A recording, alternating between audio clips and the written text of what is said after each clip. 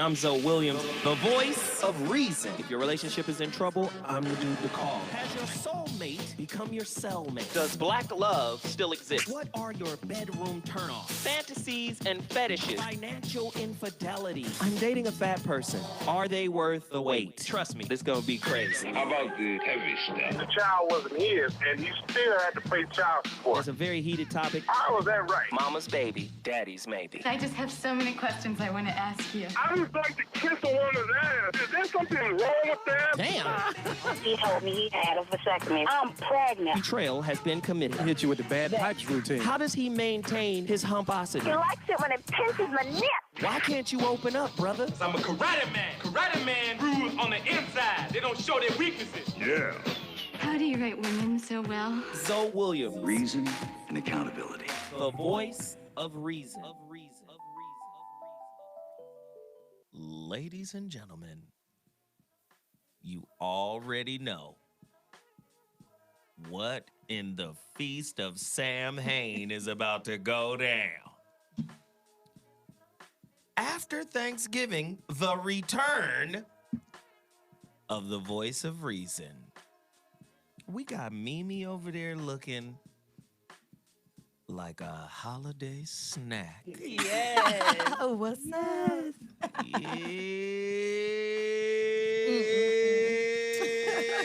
Yeah. Oh, goodness. And then. Oh, shit. Oh. And then. And then. Tiffany done came in here looking delicious. Yes. What's up, Tiffany? Hey. You tried to take it up a notch on niggas, huh? I mean, just because someone puts their face on for a day doesn't mean anything special. You took it like personal, like fuck that. Hey. No, kidding. Thank you. You got your personal on. Yeah. I want to hear from my YouTube people. Can you hear us? Can you see us? Can you hear the music? I want to know, YouTube. Let us know what's cracking. Mimi and Tiffany. Oh, they love y'all. They want us to switch seats. They want to see you, Mimi. No. We good. No, we don't switch should Anybody said great. we are going to switch seats. Oh. But they want us to switch seats. Oh, okay. And of course, Arlene is coming. She's in a little bit of traffic. So we gonna make it work. Let me just text her back. No worries, love. Hell, it's all good. Come in when you can come in. So you already know what the deal is. You're tuned into the voice of reason. I keep hearing my beats ain't loud enough. Let's hear it. Turn it up, pimp. Let's see what you got over there. Let me hear. Hand me that shoe. Oh, shit. Hey, don't let this shoe happen to you. Man. Hey, look, if I was a man, those would be on my feet, Right. y'all. Y'all need that in your life. What? Yeah. And the sales. Ooh, they had some sales. They had some sales. Man. And if you didn't take part, you need to take part now. Cyber Goodness. Monday, right? Cyber Monday. When I saw they were putting the 25 on the 50, I was like, wait, what? That's 75% off. Yikes. That is like outlet mall sale. Android Ohm. Yes. AndroidOhm.com. I need those. I need Hand those me. in the females version. They don't even Right. make They shoes for don't yet, females. but I you can't need get there. this or some boots like this with Boots, me boots, popping. boots. What? Oh, they do Boots. have the You feel 3/4 me? for men. Well, for a man, as you said. You should see the ones I'm wearing. Yeah. I see the Tassel ones in on the there. back. Right, shit. that's what I liked on the red one. What hit me in the back with the tassel shit? That's some royalty. Yes. Put some royalty on my name. Just walk Will in you? on the tassel side of the game. Hand me that other shoe. This shoe is for my youngest son. Oh, Nu gonna wear those? My Aw. youngest. He just Oh, the turned baby. 16, November 24th. The Panther He just go the young panther in the Yes. building. with the Right? with that what is this called again? I forgot what this stingray. That's what that's called? The stingray pattern. Oh, wow. Stinging some shit up. Okay. Right, spread out. You under dig? And get you some. Android Home is not a game. No. At all. Luxury sneaker brand. If I had a boo, I would have bought some. And then you gotta hand me that, yeah. Hey, these guys right here, we gotta get on it. Because these brothers have been rocking with us. Total package energy. Mm-hmm. Yes. They've been rocking with me. And we had a tough November Oh, no.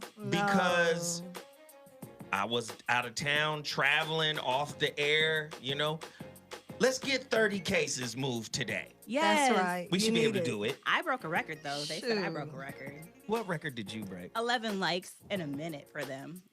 Oh, My that video, one. my little video I made. They were like, hey, Tip Talk. Lord have mercy, And Jesus. That's right. Well, I live needed without this. that total package. I love that stuff. You need one of them? Go ahead, babe. One, I needed one, and then I also needed one at Thanksgiving. You know, after all the turkey and dressing, this would have been perfect because I had the itis. So to avoid the itis, you need Hey. total package energy. Girl, yes. You To feel wash me? all those dishes. Right. Yeah. Oh. Now, Oh. let me say this right now. I promote a lot of businesses. I give a lot of businesses a lot of love. Oh, that beat is just nuts right now. That beat is just coming for a nigga neck right now. But let me say this about Zoe Williams, the voice of reason. If you're just tuning into the voice of reason, we haven't even gotten to the topic yet because we're promoting some things, you under dig? But listen, the holographic relationship is ready to drop. Oh, wow. shit. What? Let me just say this, though. What? I raised about $21,000 last year for the holographic relationship, and nearly all of that has been taken up on editing. Wow. Oh, wait a minute. Yeah, it's a serious situation. Oh. So all of my crowdfunding from this point forward is to get the book manufactured. Wow. All right. Okay. All my people on YouTube, I need y'all to hit that super chat button Mm-hmm. and show your love because this book has to come out. This book has got to come out. So the super chat button is a little $ at the bottom of the chat room. Anybody who donates anything, the girls are going to let me know because they got it on their phone. They're going to let me know what's cracking. And I'm going to shout you out. Oh, that beat is just... Like that one right there that I missed. Oh, who is that? Q? Q from Be More. What up? Hey. Community tithing. I want to hear from everybody. We need a massive movement to bring forth the holographic relationship. A deeper look at the connection between God, consciousness, and intimacy. Hey. Man. Hey. This shit about to be Bananarama, my nigga. Bananarama. And by the way, there's only 20 copies of this left. Oh, wow. Get it, get it, get it. The Relationship Dismount, How to Stake the Landing when exiting a toxic relationship. Let me do this real quickly. All of this is available at imzowilliams.com. But let me come back. I went to Atlanta. Boy, Atlanta fucks with the Zoe What and Voice of Reason and 5150 show. Oh, Hey. shoot. Hey. When I tell 8150. you, Atlanta showed so much love. Somebody, oh, okay. Listen, they weren't ready for my relationship roundtable. Okay, that's good. That means I learned something. A nigga walked in there. First off, it was a lot of people in there, but it could have been more because they had me scheduled at 9:30 in the morning. Oh, Lord. If they would have scheduled me in the afternoon, like 3 o'clock, it would have been standing room only. Yes. Because as I was wrapping up, people were walking in like, hey, what? Whoa, wait a minute. But when I tell you, I slapped the Kool-Aid up out these people's mouth. Oh, shoot. Nigga came in there with those red dashiki pants on with the tailored red blazer. Oh, you wore that to the. Oh goodness. Oh yeah, he wasn't You were playing. doing all of the things. With the red shoes, those red ones. Oh, sure. And then you had special interviews and stuff. I saw some. You go live where are on these some interviews? interviews. You saw that, right? I Nothing. saw you. I I mean- peeped you. Oh, I saw you now. Shit was lit. Shit was lit. Brandon Stallworth. Shout out to the ladies for looking like healthy snacks. Oh, They shit. do. Cute. Nigga, they do. Cute. If you could only see in person Christ alive in the name of Jesus. Hold it up.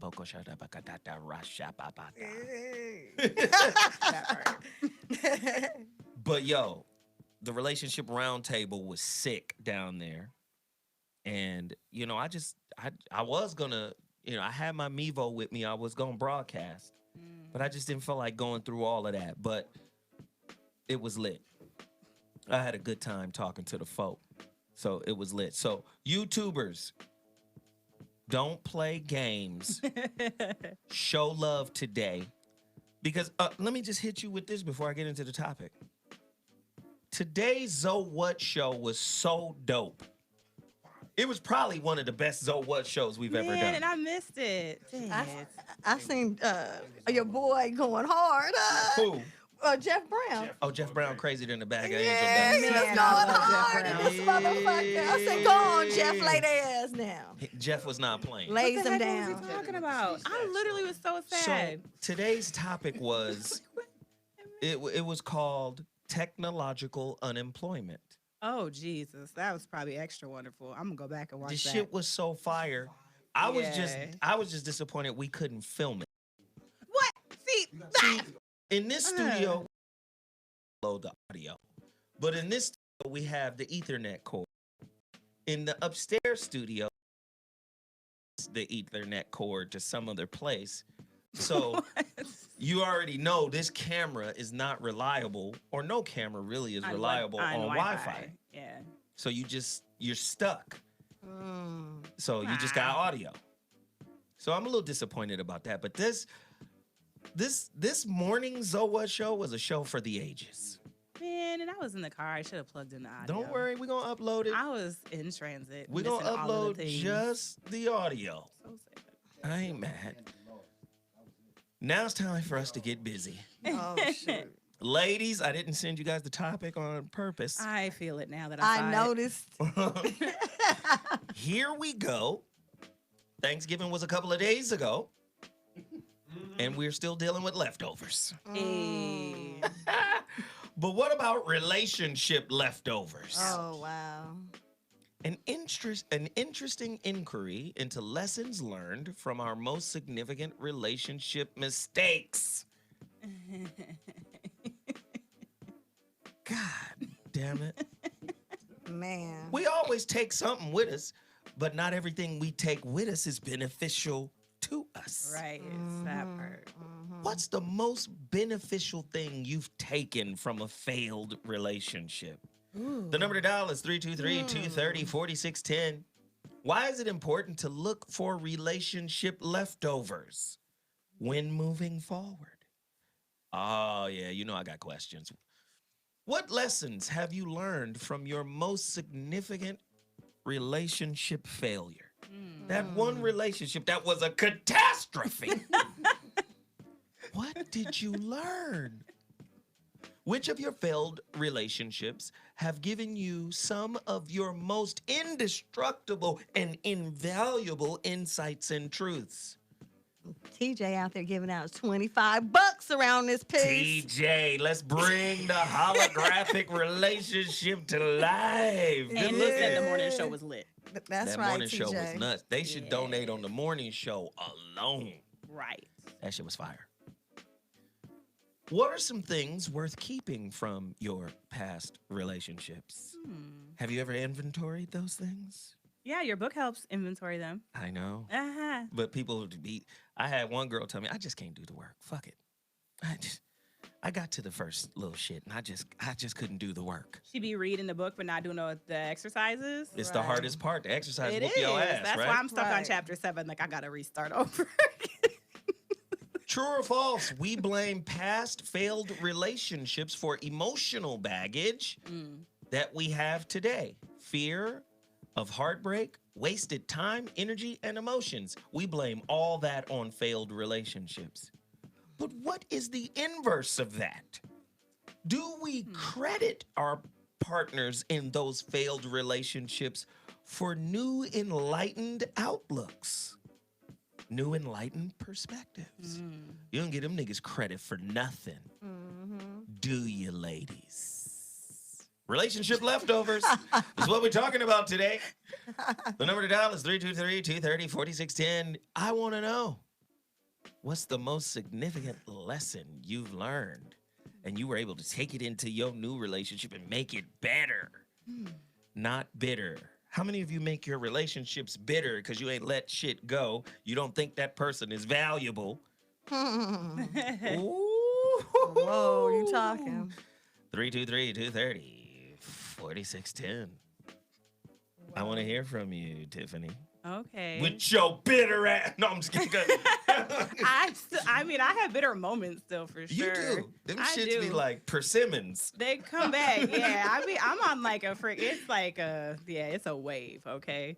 But I will say probably the most valuable lesson I learned from my most toxic relationship was to make sure I truly respect the man that I'm in a relationship with.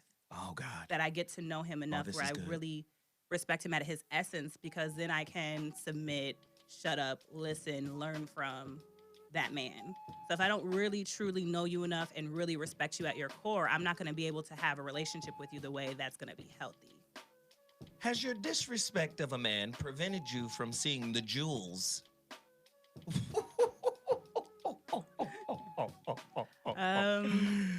I just don't respect you, so I feel like I've only disrespected the people I've been dating recently. Like, I didn't, disrespect my ex, or I didn't purposefully disrespect my ex. Wow. So, but I realize now in dating, I've come across a lot of men I realize I don't really respect them, and therefore I end up treating them super, super horrendously. And I'll be like, just doing the phone call, like, you know what?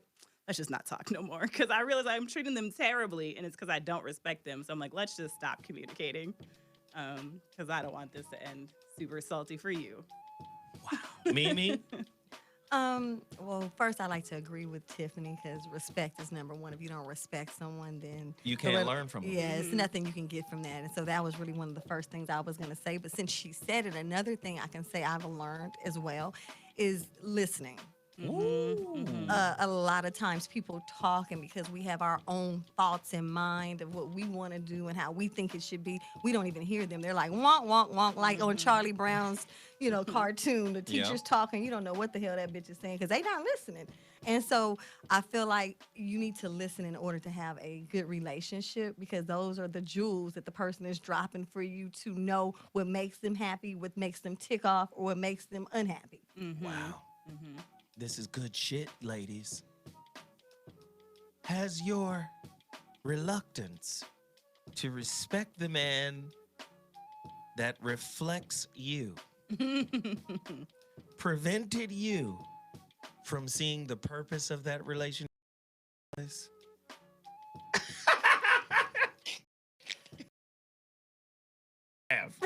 a complex ass question. Not really. Y'all know what y'all be doing, fucking up your lives. Well, you know what? I can be honest and say that I've taken my hurt from a past relationship and brought it into a new one. Speak on even acting as if I wasn't doing it, but I was actually doing it. And so I actually would almost sabotage the relationship, not that I know that I'm doing it deliberately, but that's what I was doing, because I was making up, even if they were saying X, in my mind, I'm like, they're saying C, because I'm making up my own script for the situation. Ooh, we go deeper, Mimi. You know what I mean? They could be saying, I want to spend the rest of my life with you. And then in the back of my mind, I'm like, yeah, right, nigga. You know what I mean? Like, you try to play me. Who you think you playing, nigga? But he can really mean every word that's coming out of his mouth. And I know he meant it. But in my mind, because of past failures or people who some people play like they like you more than they do as a game. And so because people play games, it will make you leery unless you can see the facts, the actions that meet it. And even when you see the actions that meet it, sometimes because of failure and it's being scared and not knowing if you're going to get hurt, say more, go deeper, makes you backwards. Because you're the whole time you're thinking, oh, this feels too good. This is gonna hurt when this shit falls down. You know what I mean? It feels so good that you're scared to get hurt.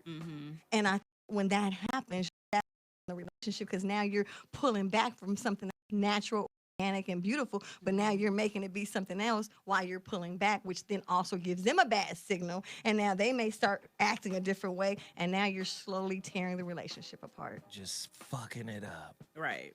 How does one discover the potentially profound beneficial lessons found in a past/failed relationship? How does one even think to look? Because our shit is, and I say this in the relationship dismount, we don't know the difference between moving on and getting over. Oh, yes. Right. Man. So a lot of times you can move on, but still ain't got over some shit. Right. You understand? So you done carried some bullshit with you anyway. Right. You're not even looking to look back. Right. Ooh. Right. How come you don't want to look back, punk? How come you don't want to look back? Because you might see yourself chasing you. I know it's wrong. I know y'all don't like me for this shit.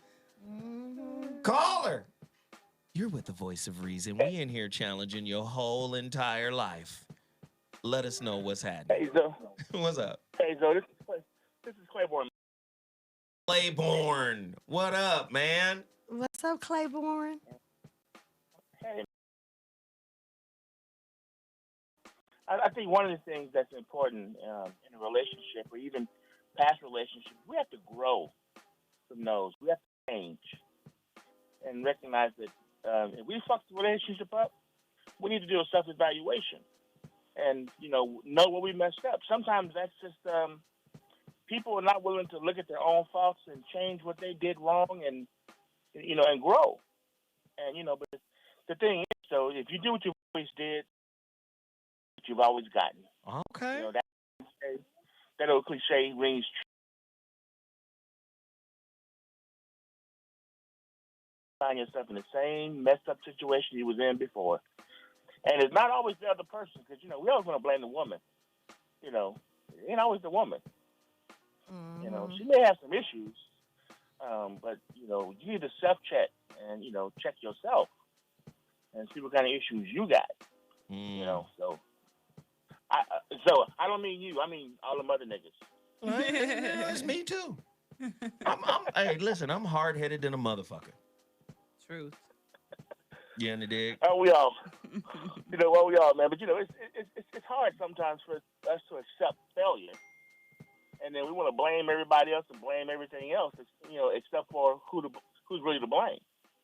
And oftentimes, who's really to blame is you. Mimi talked about self-sabotage. We do that all the time because sometimes we're so used to chaos. We're so used to arguing. We're so used to stuff being so jacked up that we portray that all the time in our life. Our life is chaotic, so our relationship is chaotic. Hey, he's a preacher too. Speak on it, pimp. Speak on it. You ain't happy at work. And then you go home. You ain't gonna be happy at home. So we have to. There's a number of things we have to do. We have to, like I said, we have to first, stop and find out who we are and do what we need to do to make ourselves better, before we even, try to be in a serious relationship with anybody. I can smoke a bag of that. Hey, man, I appreciate you taking the time to share with us today, man. That was good information. All right, man, you take care, man. Thank you so much, man. Thank you. That was good shit. Yes, it was. Good and well, people hate taking responsibility for what they create. Oh, yes. Did you hear that? Yes. Hate taking responsibility for what they create. That's right. You don't get to be in a relationship that's fucked up without your participation. Right. Truth. Truth. You part architect of this bullshit, this shabby shack you live in called a relationship. Oh, You was the foreman. my. I know, I'm making fun of your misfortune. Or is it misfortune? It's only misfortune when you assert your desire to blame your partner for what you're experiencing. I know you didn't like that. That just resonated. It hit did, you. and I was like, oh, I It gotta hit write you. that one down. That shit Right. hit you, didn't it? I know. Right upside the did. head. Right It upside the did. dome piece on your way home from Jones Beach. It just happened. That's how you know you're not over it yet. Like, I'm not trying to claim I'm over it. Like, I can't even claim I'm over Well, it. just claim you're not over it. I claim I'm not over it. Just say I'm not over it. I'm really not over it. Just say it's cool. I still love you, my nigga. Ooh, on the air. Oh, no. I mean, I Why- do love him still, Okay, but okay. Your bitterness shows us that. like, well, yeah. Yeah. I have bitter moments again. It's not constant bitterness. It doesn't matter. Because that's part of the leftovers. This Like, is what there's you so do, much though. greatness This is that what he you brought do. to my life. You just hug it. The bitterness? The bitterness. In the relationship dismount, I talk about inviting in the disappointment, the resentment, the hurt. Invite it in and treat it like it's a family member, like it's a guest. Offer it tea. I do like tea. No, the reason why I say that is because you know exactly how it is. When you start chirping at a problem, like chirping at a family member when they living in your house, it seems the more you chirp at these niggas, the longer they stay. Right. The more you resist, the longer they stay. Right. Carl Jung once says, what we resist persists. True. So here we True. are resisting some shit because we feel entitled because you made the mistake. Right. Yeah, that's where my situation gets a little weird. Like, I had to just jump into the not resistant part. That is the cycle we're normally in. And I was like, okay, even though this is new and terrifying, I'm going to jump into the non-resistant part. Right. It's still be a little sketchy, but we get there. But Listen, We get there. hold on one second, Mimi, and I'm going to come right back to you because I want you to keep that thought. I want you to hold it because I'm going to come to you now. All right now. Personal moment. You had some anxiety. I had a lot of anxiety. You text me. Hella anxiety. What was my response? Oh, which one? But it was Zoda. It was on some Zoda. No, you Zoda. said that your anxiety is based in fear. But That what was did I your tell you to response. do, though? To be mindful and embrace the fear. Acknowledge what you're afraid of. That's it. Right. Everybody, see, a lot of times we get caught up in the doing, and the doing is about moving away from the uncomfortable moment. Right. Right. And I'm saying, no. Sit here with that. The actions repetitive answer I get every time I text Zoe is just be. Which it's 100% accurate every time. Like, if you don't settle your ass down, But yeah. if you don't kick it, You're like, just be like, oh, damn it, Yoda. Okay. do you understand? I A lot of do. times motherfuckers refuse to be. Right. I'm finna Right. be somewhere else. I'm finna do some different shit. It's not in the doing. Right. It's in the being. That part. And as long as you're being triggered, That part. that means you have not allowed yourself. Oh, bye, nigga. Right. Talking shit. Okay, sorry. Oh, you just blocked someone again? Somebody's I love talking it. shit. When niggas start talking Tell them shit, to get their tissue out and we'll flush your ass. yeah, I got to funny. get him up out of here, nigga. I got to get him I up didn't even outta see it, so I don't even know. I love it though. I love, boop. Look at that. This shit is powerful. Hold on, let me just. Oh my goodness. What about this? Block. Oh Right. gosh. You're I done learned silly. how to do this shit. Yeah. Hey. Right. We Report. blocking you. Yeah.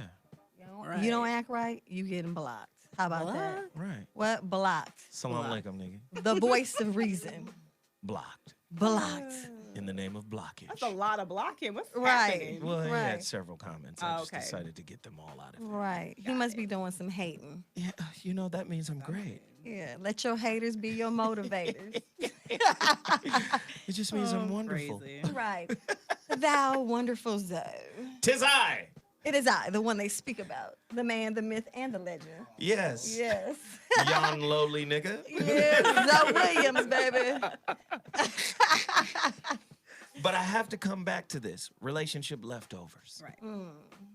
Can you name some really negative things that are left over in your character from your failed relationships?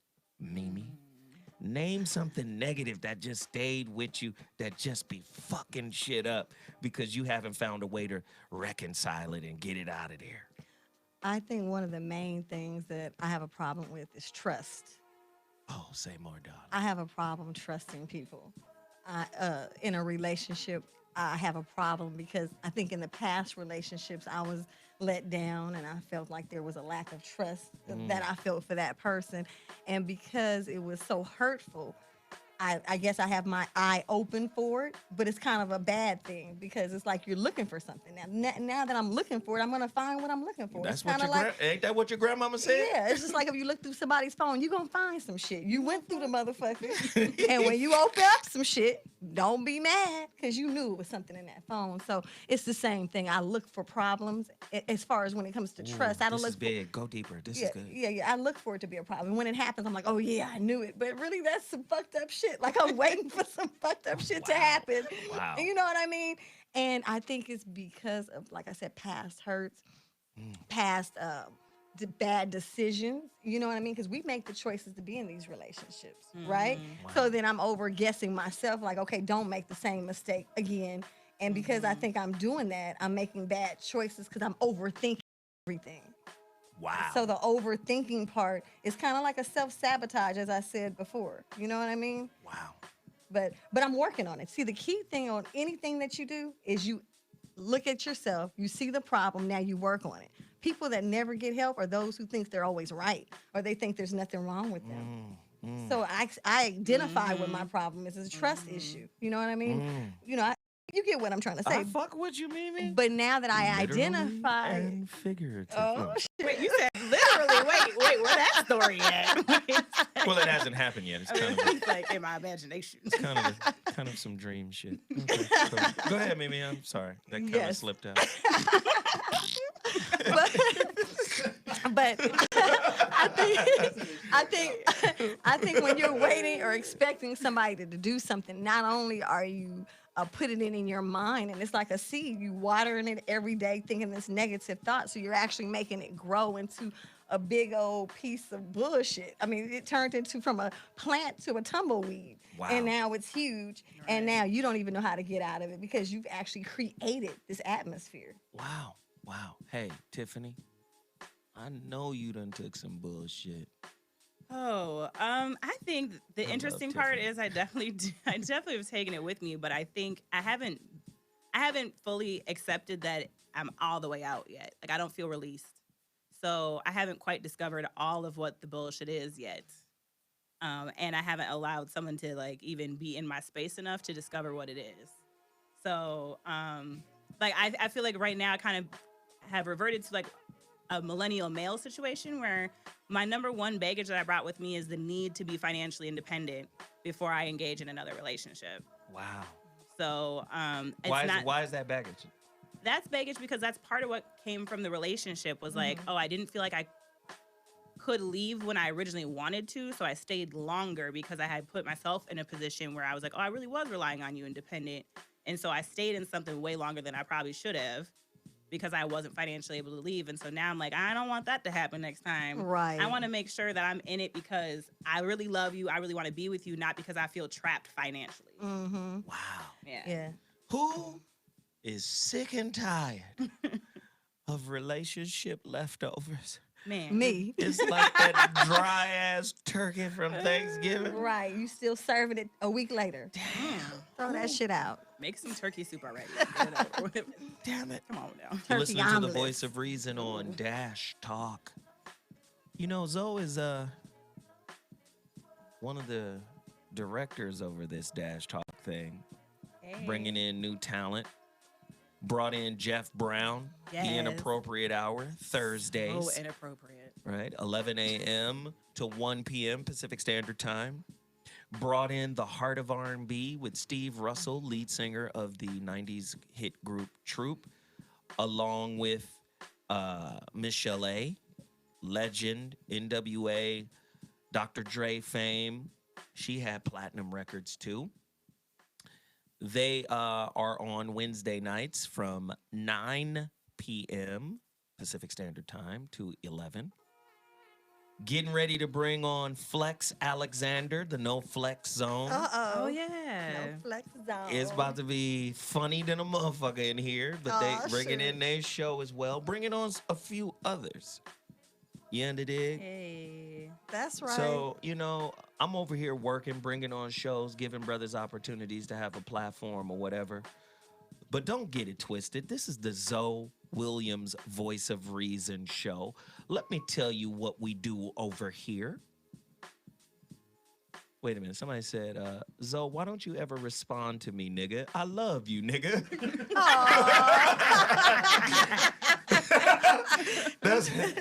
I didn't see it. Don't worry about it is their name in the chat room. Don't worry about it. Donate for us, homeboy. Right. Or Right. homegirl. I don't know who it is, but I fuck with you, my nigga. Donate. Show some love. God damn it. And those two, since you're doing that. Oh, so we got Kyrie Rashidi dropped us $5. 5 on it.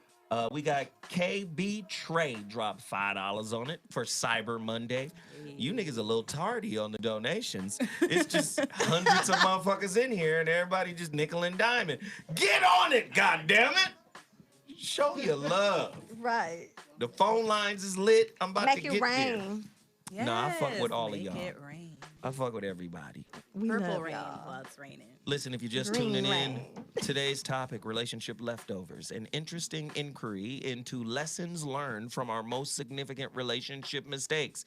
I'm going to tell you right now, you can't really learn that lesson if you're still holding a grudge against that person. Right. You can't really claim the full value. You can't redeem that coupon, my nigga. Truth. Because you still salty. Truth. Callers, you're on the line. What's your name and where you calling from? Speak on it. Caller. Hello? Hell is low. What's happening, PM? Hey, so this is Devin from Houston again. Devin from Houston. Talk to us. Yes.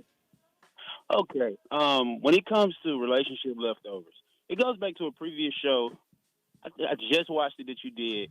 It's called Women Ignoring Their Intuition. Mm-hmm. Wop. Right. Whoop, wop, whoop, wop. Boop, bop. That's how Floyd Mayweather punches. He don't get a bunch of punches, but they be crisp. They be like, bop, boop, bop, boop, bop, bop, boop, bop. Just a consistent, round after round. Boop, bop, bop, boop.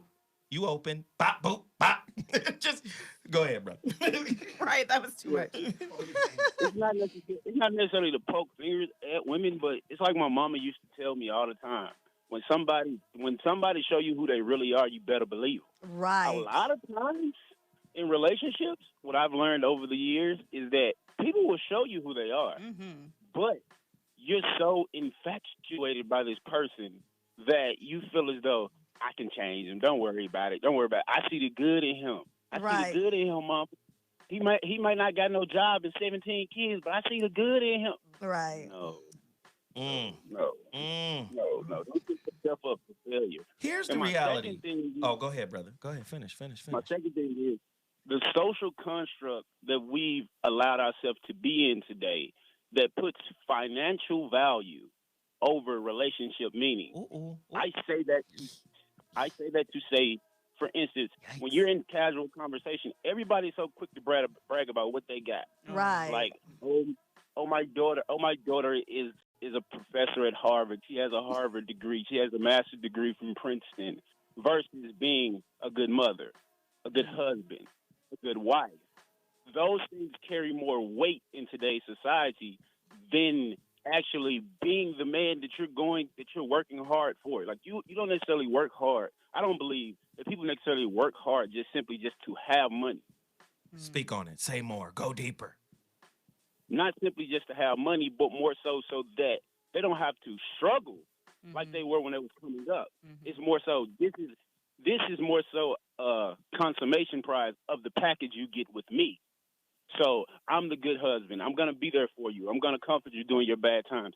The money is just a plus. If the money wasn't here, I'll still be the person I am today, which is a good individual. Right. Listen here, hey, buddy. You and your little utopian relationship. The motherfuckers don't believe in that. They don't believe fat meat's greasy. Let me tell you how what you saying is the truth. This is what today's What Show was about. We appreciate the call. Thank you very much, brother. That's right. No problem. This is what today's Voice of Reason What Show was about today. Right. It's called technological unemployment. Now, when motherfucking Antonio Moore come in here, we be all salty because he's all data, right? So much data. Answer that. So much. We be salty because he's data. Right. Well, the data says, and if we're looking at the numbers, But if you take what he's saying, black people only have 2.6% of the nation's wealth. Right. Now watch this. By 2020, which is less than 2 years away, by 2020, less than 2 years away. Damn. Please understand where we are right now. And they said 50% of the jobs that people work will be automated. 50% of the jobs are gone. Wow. So it's called technological unemployment, where technology takes over the jobs. Right. Black people got to stop using old paradigm beliefs as bedrock cornerstone relationship builders. Truth. Well, you know what? All you got to do is get the motherfucking school, get the education, then you're going to get a good job. Nigga, the computer doing your job. Right. First off, your cell phone is an ATM machine now. Right. How? What? Let's understand that. What? Just this part. First off, your cell phone's a supercomputer and an ATM machine and a business and a storefront. It's all of that. Right. So you think the cell phone gonna change, but your relationship beliefs aren't? Well, they should, but we're not changing. That's the issue. The relationship standards aren't really changing. Do you see what I'm saying? Yes. So this is what I'm saying. Motherfuckers is on some weird shit. They're on some weirdo shit right now. Right. You gotta change. Oh, look at this beauty here. Yes. Tamiko Arbery. I think she's given before. She has, and I love her to death. I wish I could hug her. Yeah, we thank you, girl. I wish I could hug her from the inside. Oh, oh shit. What happened? You forget me out over here. Am I talking out loud? Excuse me. I didn't. I'm sorry. I was talking out loud. Out loud. I thought some of that shit was. I thought I was on the inside. It was on the inside. That was outside. That was outside. We all heard that. I'm sorry. Damn, that was outside. Okay, cool. So again, technology is changing. Right. So the relationship beliefs got to change. If technology is at the point where, listen, we talked about it before. Melanoid ink just dropped $20. Let's keep it rolling, ladies and gentlemen. Let's keep it rolling. We just talked about this earlier. If a motherfucker will outsource a job, you in the phone cubicle center answering calls and go, you know, you niggas get paid too much. You niggas got too many motherfucking benefits. I'm finna outsource your job to India, where I ain't got to pay all of that. I'm paying in rupees, my nigga. Right. Fuck paying in dollars. I'm paying in rupees. What makes you think they won't replace the rupee motherfuckers with computers who don't get paid, they don't get tired, and we can understand them? Right. Clear How English. often have you called customer service? Do you speak English? You did book a data, but what? What? You must order a squishy. Hey, nigga. My name is Johnny. Your name ain't Johnny. My My name is Rodolfo. Yeah, No, right. it ain't. I'm just saying. Rodolfo. Sorry. So this relationship thing becomes a problem for sisters because you guys are in a unique position. Remember, I've always said sisters are Renaissance women. True. But part of what's holding you back is you got old ideas living a Renaissance life. The Renaissance life is I'm more educated and I'm better employed. Truth. So in a lot of ways, I don't really need you for the things I used to need you for. This is not the 50s. Right. Right? Right. Then you got men backing that up. Nigga, I'm a provider. Okay, Yeah, first off, so my nigga, confused, listen. yeah. Listen, in 2 years, 50% of the jobs are gone. The Right. fuck you mean you're a provider? What will you be providing? Like, now you got to start asking those guys, what are you providing, my nigga? Right. Right. Do you get what I'm saying? Like, Yes. shit is changing. So if the sisters are now in position to do all of these different things, sisters need to change relationship ideologies. Right. Because look how this goes. All right, nigga, you got to make as much as me. Not my Wait, which standard. which nigga are you talking to? Are you talking to the nigga who's already at your level? Because if you're talking to a guy that's already on your level, you do know he's fucking everybody because he has options. Right. Because he's on your level. Right. He has to make as much as I make or more. What makes you think he's just gonna pick you then? Right. What he's gonna do is offer you a number and say, your days are Thursdays. You're not, Not Thursdays afternoon. you're not allowed to come through here on any other day. Call first. You have to call me first. Always. Right. No, you do Because not get the code to the building. I'm just saying, those few brothers, because sisters is always talking about, 30% dropout, 30%, 50% incarceration. They always talking shit about the scarcity of whatever. Well, the ones that are available, listen, I'm gonna need you to get your girlfriend involved as well. If I'm gonna fuck with you, you're gonna have to get your homegirl involved as well. Or fuck it. I'm cool. You know, niggas get the, I'm cool. It's cool. Because he got options. Right. He knows he's rare. Yes. Right. He knows, like, what are you saying? You complaining? Are you complaining? You'll be a lonely complaining motherfucker around these beats. You know what? And it's true, though. Right.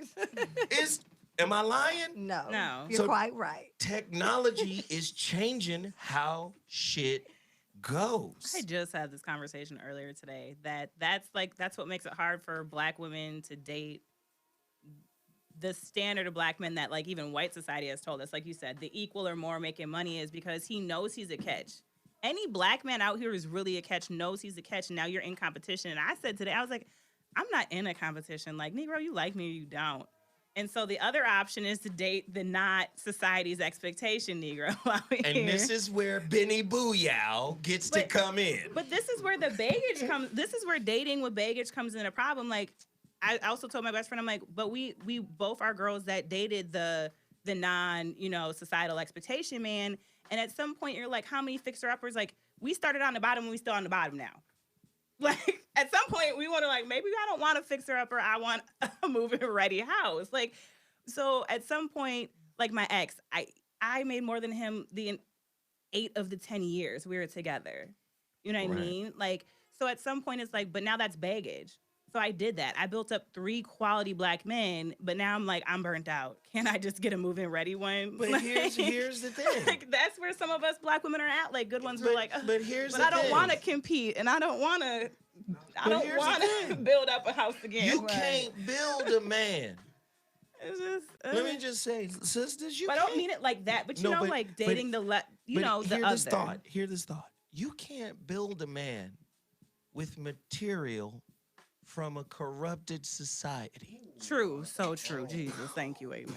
So now the image that you trying to build is an image that was given to you. Right. This is what a successful man is. Now you know what a man is. Go build him. No, my nigga. Nah. You under dig? Right. I I want a man who's ambitious. This ain't the 50s. This ain't the 50s. This ain't the 70s. First off, understand the Industrial Revolution. First, it was steam. Man, okay, we're gonna get the steam machines. Guess what the steam machines did? It took some work off your back. Then they said, okay, the next revolution, the next industrial revolution, electricity. Guess what electricity did? It took some work off your ass. Right. Then the next revolution, the computer. Guess what it did? It took a lot of typing out of your life. It started computing shit for you. The computer, Right. I'll compute that. You don't need that pen and piece of paper no more, nigga. Just put the facts into me and I'll compute it for you. Well, now we're in the fourth industrial revolution. And now, jobs are being taken. When the motherfucker created the backhoe, that tractor and the backhoe, that meant no more ditch digging for motherfuckers. Right. Whole jobs got wiped away. Now computers are now becoming conscious. Artificial intelligence, they thinking for themselves. So that motherfucker at the DMV with the attitude, because she been there for 20 years. Okay, you didn't fill this out right. Bitch, your job is in jeopardy. Because a computer will do this shit without the attitude. You do know that, right? Right. Do you understand? So the whole definition of what you thought was a great man, oh, he works hard. Well, guess what? Motherfuckers are saying work is about to go the way of the dodo. Right. So now how the fuck you gonna judge a man if he ain't working?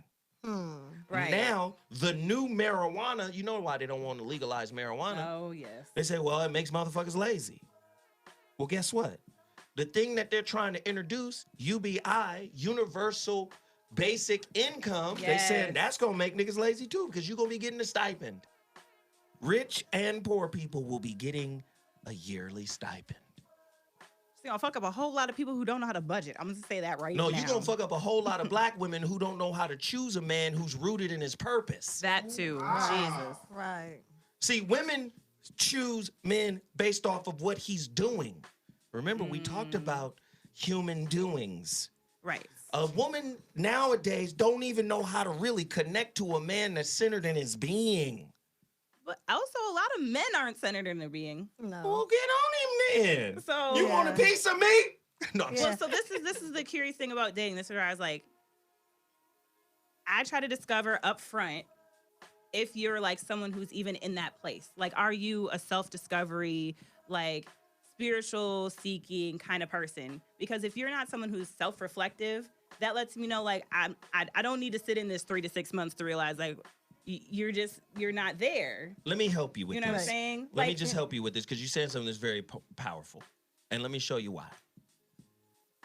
Men who evaluate women the way women evaluate men are typically fruity. I mean, it's true, but I had to laugh. You understand? A man running around going, well, what you doing with yourself? No, Typically, men are not, listen, typically men are like, you smart? Yeah, You respectful? true. You and your daddy cool? You fine than a motherfucker. I done already figured that out. Let's roll. So you're saying like we really have to invest like a quality amount of time before we discover if you're a self-actualized human being? First off, Because of how men work? it ain't time. It's more so you being connected to your spirit. You can spend 5 minutes with a nigga and know if he's true. full of bullshit. True. You could be like, let me dial into me, my antenna. Right. A lot of Right. times, we talked about this before, y'all kicking your own antenna's ass. Right. Let me break this shit off. This shit is fucking up my dress. Right.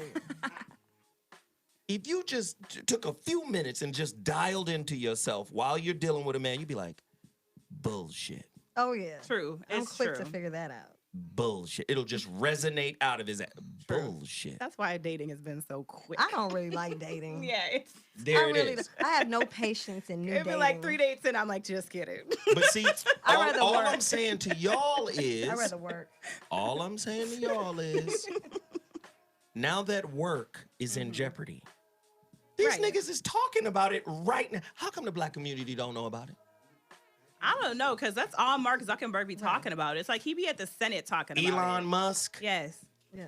Zuckerberg, all of them, Yeah. like, we need to find a way to pay these 7 billion people something, or they gonna come to our front lawn. Truth. Right. But you also know Mark Zuckerberg literally has a wall that's like 12 feet tall around his entire house. 100 million niggas Like, will he's tear that crazy. shit No, but down. I'm just saying, like, he's an interesting right. dude in regards to some of the stuff he be talking about.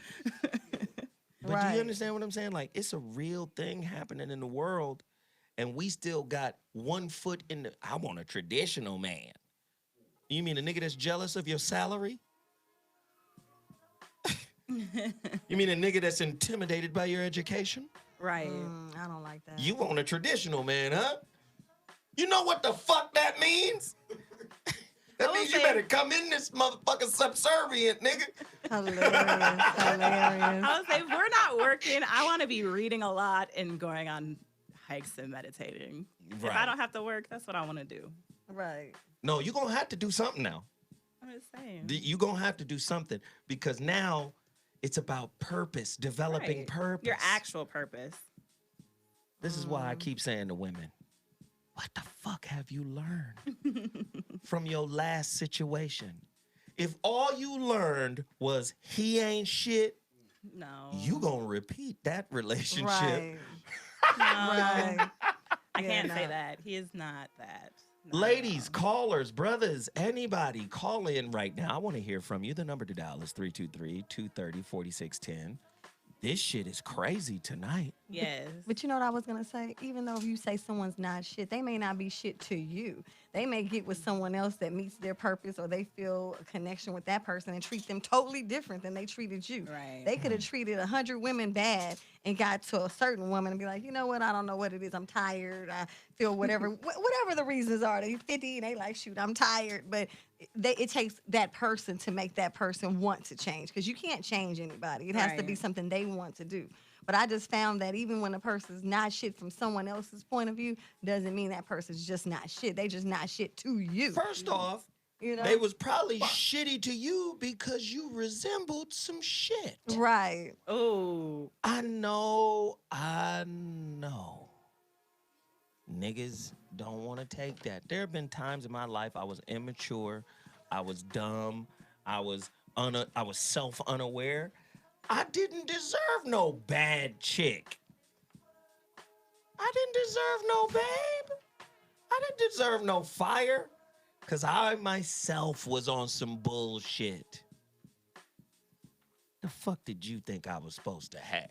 Right. I'm going to tell you what I was getting. I was catching lessons.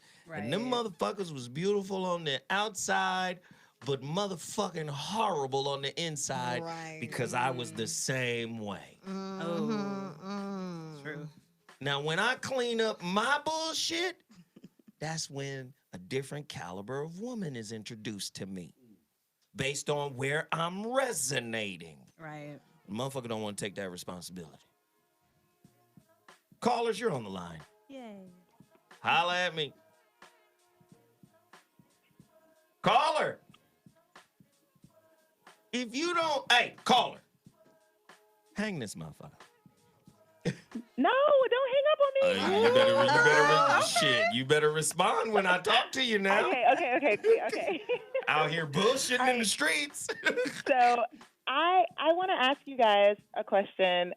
So I get that some guys need to be rooted or some guys are rooted or believe that they're rooted. But if you've been in a relationship for 10 plus years and you guys have kids, like at what point do you get past, like, I mean, you can be centered and rooted in your purpose, but it not be paying because of the market.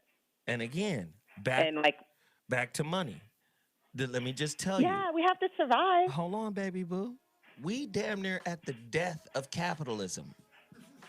Like, do you not see this is happening? They were talking about it when fucking Obama was in office. We're almost at the death of capitalism. And capitalism has contaminated the spiritual school that is relationship. That's the only place you can learn about you. You've heard the old saying, you never really know a motherfucker until you what? Live with them? Live with them. Get in a room with your reflection and see what's going to happen.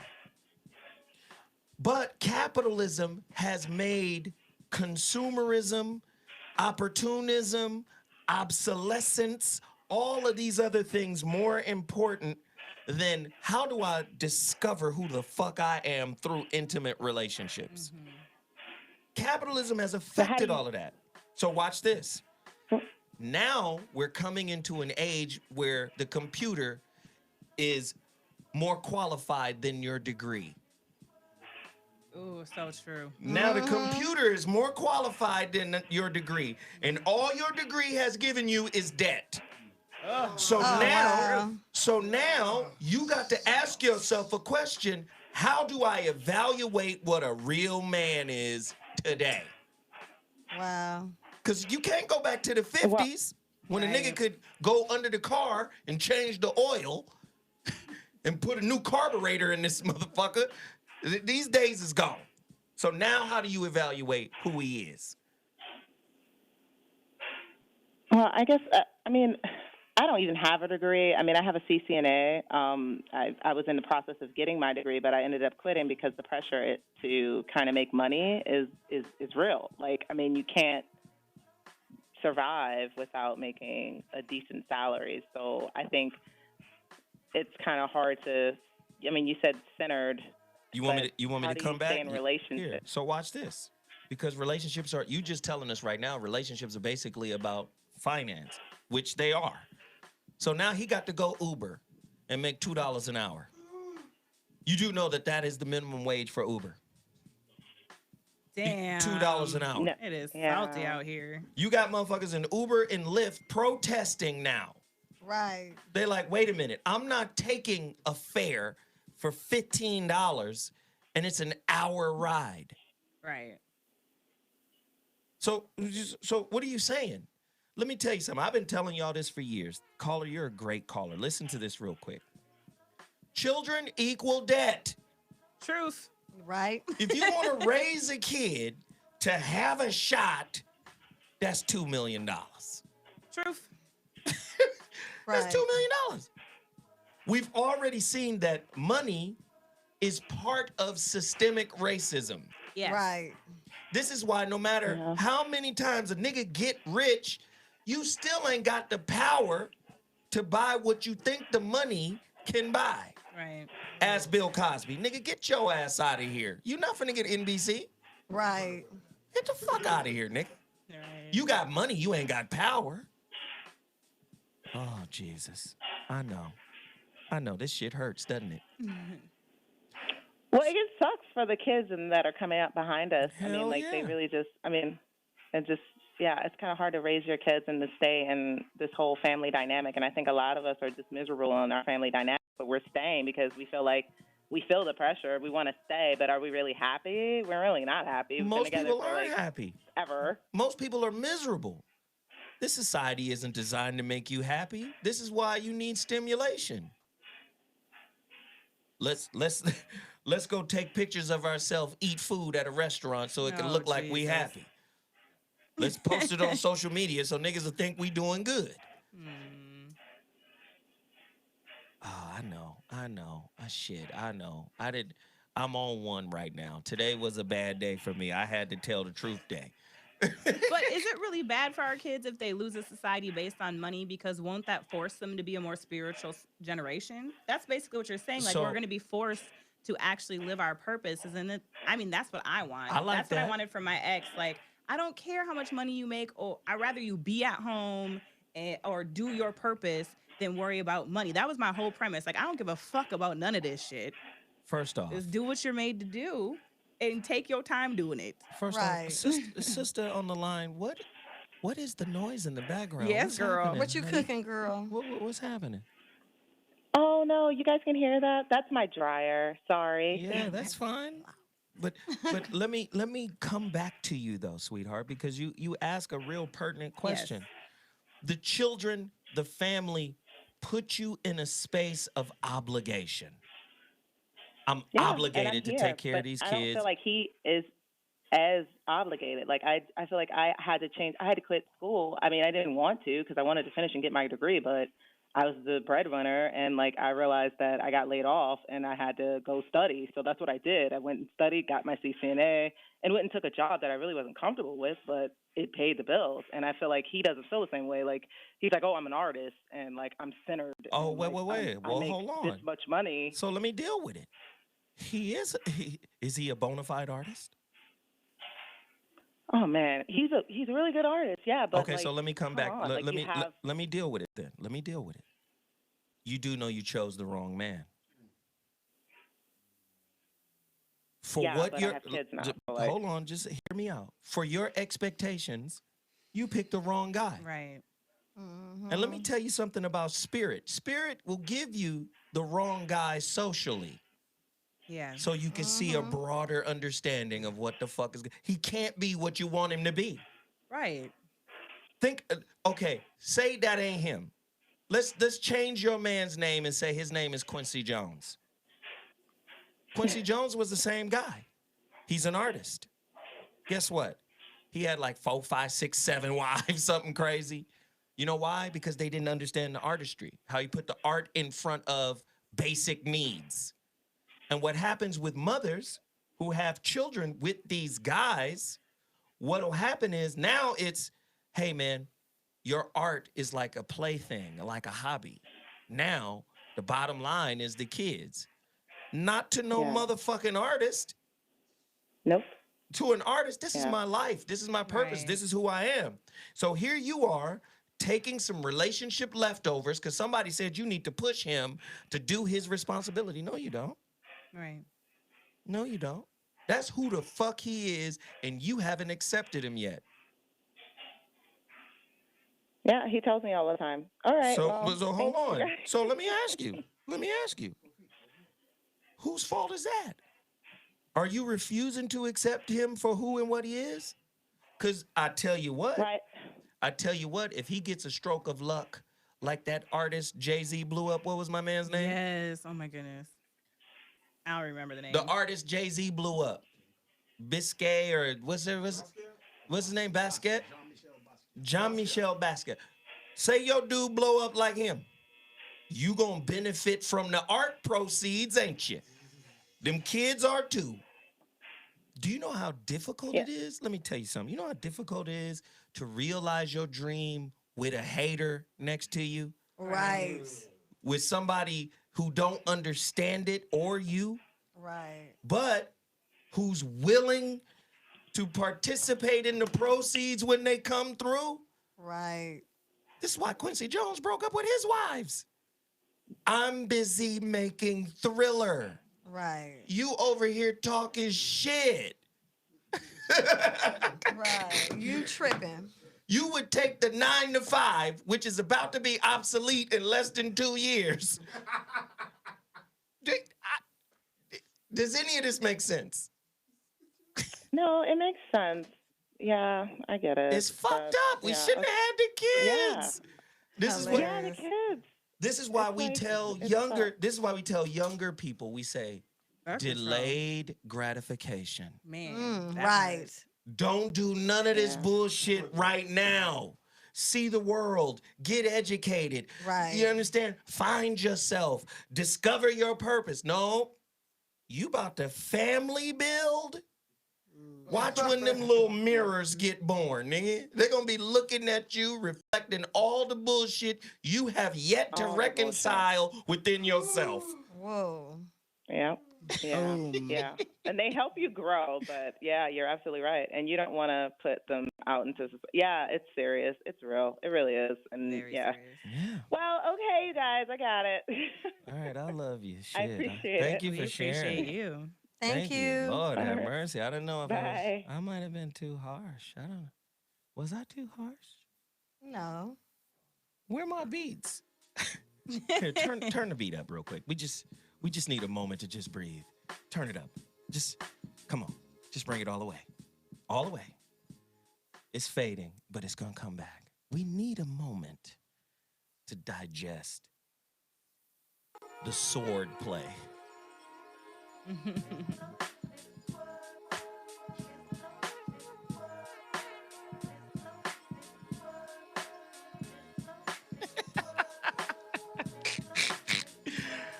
I respect that sister for calling in. She was the best caller all year long. Yeah. Yeah. She kept it real. So real. Oh yeah. Yeah. Just take that beat in. Take that. Take that. Take that. Take that. Oh, ladies and gentlemen, the phone lines are open. The number to dial is 323-230-4610. It's real shit. God. Let me tell you a little something about raising kids. This is why somebody says Zoe going in right now. What up? Brian Hampshire. Turn it down now. Brian Hampshire, Zoe going in right now. Shit, preach. I love children like the next man, but raising the two that live in my space, shit. It's a motherfucking struggle. A motherfucking struggle. Believing in bullshit. I remember one time, my two oldest, their mother, spent all her rent money. This is when I owned a little bookstore in Altadena. Spent all her rent money on Christmas. Oh. And not just on them. Buying my brother gifts and my sisters. And then, soon as rent came due, January 1st, she come to my bookstore. Hey, I need the rent money. What the fuck were you doing? I'm not a man because I'm asking you, why did you misappropriate your funds? By buying into a social scam. Right. Right. How come I can't be seen as a magus, a wise man, a magi? I'm not a magi. I ain't shit because I won't participate in Christmas the way you want. Do you get, look at what's happening. Right. Then the numbers come out. 2.6% of the nation's wealth, and you're spending all of your rent on Christmas. Right. But I ain't a man. Right. Something's wrong. Now, I was told men are motherfucking problem solvers. Here I come with some kind of rationale. What did you do? Well, you know, they needed Christmas. No, they didn't. No, they didn't. They young, and now is the time to tell them that that's bullshit. Right. That part. Right. Okay, cool. All You right. ain't got it. You don't get it. What Hey, the? shoot. I mean, you know. What? It's not good planning when you're messing up rent money No. versus buying presents. You save all year or don't buy the things. Whatever. Right. What the hell? Do you understand what I'm saying? Like, Yeah, I'm not doing that. here we go, ladies and gentlemen. If you've just tuned into this clusterfuck of a radio show, because the topic spreads out everywhere. Everywhere. Relationship leftovers. An interesting inquiry into lessons learned from our most significant relationship mistakes. Lord have mercy, Jesus, in the name of the Most High Father God. Oh, shoot. I gotta speak in tongues because they don't understand shit else. Caller! You're on the line. What's your name and where you calling from? Speak on it. It's Kevin from Vegas. Kevin from Vegas. What's happening, P? What's up? It's also a Dare Saber, the one on Twitter that left you that comment earlier. Okay. That's me. For sure. It just means nice. I'm a weirdo, so you know. All right. Weird ass name on Twitter. All right. But I'll try to tie in both topics from the one from earlier and this one. Okay. Like I work for a big corporation, and one of my coworkers asked me. She asked me, well, since everything is going automated, what do you think we should do? And I was like, every part of our job can be automated. So what I'm doing is pretty much prepping as much as possible for the global economy, like what do you call it, the UDI or whatever. And trying to learn as much about science and technology and survivalism as possible. and while maintaining, and then if shit hits the fan, I'll scramble like everyone else, and that's pretty much it. Like like I was saying, jobs are going down, the population is going up. There's global climate issues that could be possibly man-made. Like they broadcast like a cloud maker on BBC that generates a cloud and then it rains down. So why wouldn't they just make like a giant one in the ocean that could make hurricanes and control the population? So that's why I'm saying, like, if there's like biotechnology integration and all these people making these advancements in technology while we're kind of struggling, for us, it's either in my brain going to be Wall-E or The Matrix. Hey, man. For them, it'll be maybe Star Trek or something, but I don't remember any black people on the Jetsons. You know what I mean? Right. Damn, it's so real. There was not negative. Hey, man. Thank you, man. Thank you for that call. Look who just walked in. Oh, shoot. Hey. I don't have to no longer be on the camera. So, this means you get more reckless because they can't. Young see you. Arlene And a just place to joined be. the conversation. How are you? Fine. How you doing? I'm Hey. good. Sorry I'm late, y'all. I don't know if you were able to hear the show. I wasn't. Oh, God. We are knee deep in monkey shit Oh right my now. gosh. Ooh, I will say I had an intense revelation while all this was happening. It was intense. What's going on? Well, because I realized the baggage that we take is like positive and negative, but a lot of us, society doesn't really let us admit the good things about our exes if it ended badly. So my little revelation was probably my greatest baggage I take with me is my ex actually really genuinely, I believed in me and gave a lot to supporting like every little shits that I ever did. You do know this is one of the first times you have positively spoken. No, I've said this before, but like people skim over it and then we go back to the bad shit. So that's why I was like, I want to give it a moment because Tell him you love him. I do love him. He already knows. I wrote him a letter like 2 weeks ago. He's fine. He knows. I want you to say it in a comfortable space. I don't know if this is comfortable. Just There's breathe. like Just thousands breathe. of people. It's fine. No, Just yes, breathe. I do love my ex. I appreciate him. And There so we the go. revelation was that the baggage going into new relationships is I'm not sure if I'm actually going to find someone, although we had, what we had and we broke up and that ugliness, like if I'll ever find someone who truly believed and supported in me as much as he did. There you go. So that's like a positive, weird baggage is like Where you gonna find support like that? Yeah, like he was amazingly supportive. Now I have friends, like I have family and friends that support me all get out. But to find another man that truly believes you and supports you no matter what, hands down, that's rare. Right. Yeah, you're right. So like that's the baggage I bring into new relationships besides the other issues of like finding someone who's emotionally, literate and, like spiritually inclined and like, working on his own purpose. On top of that, I'm like, oh, you got to believe in me too. Like shit, it is hard out here. Look at that. It is hard as fuck out here. Y'all. So let me brief Arlene. Arlene, today's topic is a doozy. Oh, goodness. Call us, ladies and gentlemen. Today's topic, 323-230-4610, relationship leftovers. An interesting inquiry into lessons learned from our most significant relationship mistakes.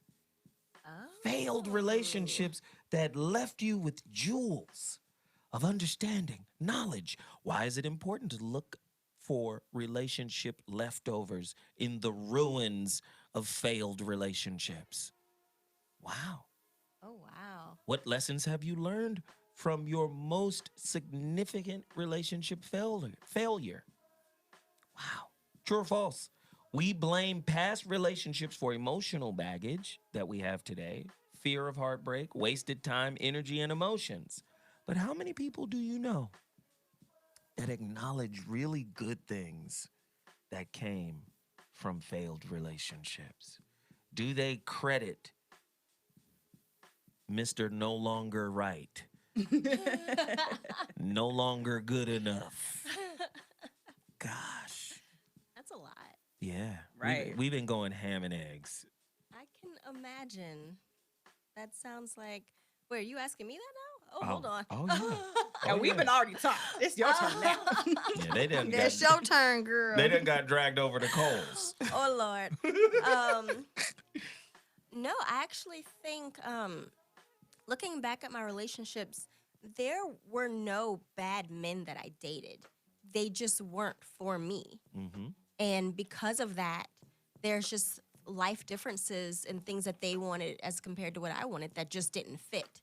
So I can't really say that I dated any men that I just looked at and were just like, oh, the fuck did I date him for? I learned a lot from each of one of my exes. I actually There we go. Give me that.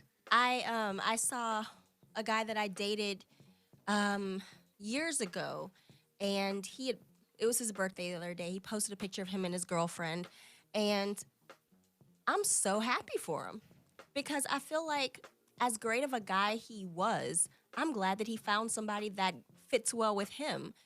The way we live our lives weren't gonna work. You know, he had very specific plans and things that he wanted, and I had very specific things that I wanted, and those things did not match up.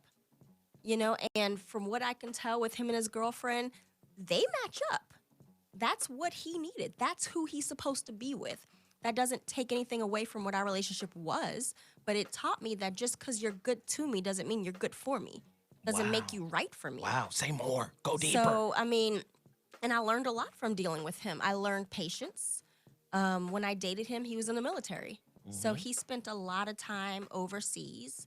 And I learned how, for one, to not be so clingy to where I couldn't live my life and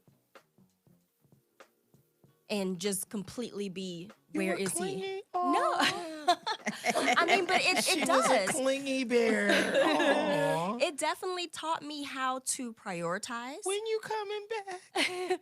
You know, I mean, he would call me at like 2 o'clock in the morning because that was when he had phone time, and that was when it was time for him. It was daytime, you know, where he was. Oh, military, yeah. Exactly. So he would call me, and I would talk to him, and I would get up, and I had to be very mature about that situation. I couldn't be petty anymore. You can't. So you're telling me that relationship taught you patience?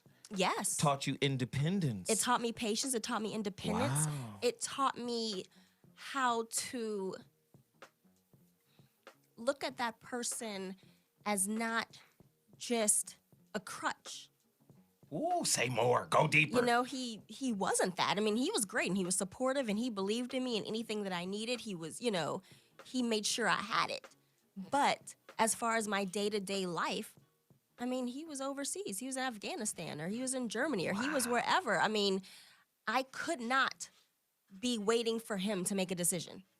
I couldn't wait for his opinion all the time to decide what I wanted to do for my life. I think there are a lot of guys in the chat room right now who would love to see clingy Arlene. Oh, shoot. There's a lot of niggas in the chat room like, cling on me, goddammit. On the clingy. And you know what? The thing is like when he was there, when he came home, I was definitely, you know, that was him. That was who I was with. That's who I wanted to be with.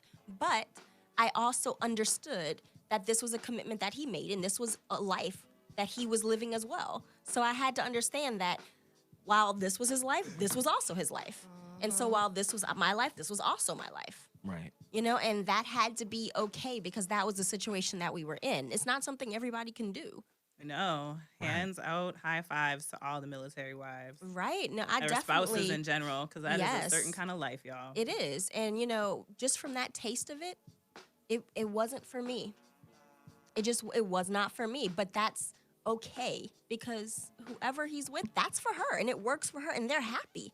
And I'm happy in the relationship that I'm in because this is the relationship that works for me. Hallelujah. You know, so I think it's important to, you know, sometimes it takes a little while for you to look back at your relationship without bitterness or without anger or anything like that. But if you can be honest with yourself, Listen, let me tell you you something. You can learn a lot.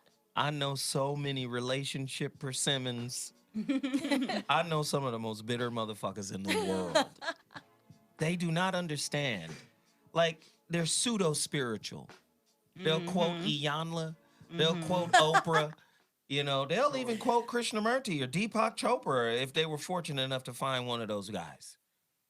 But when it comes to really using that shit,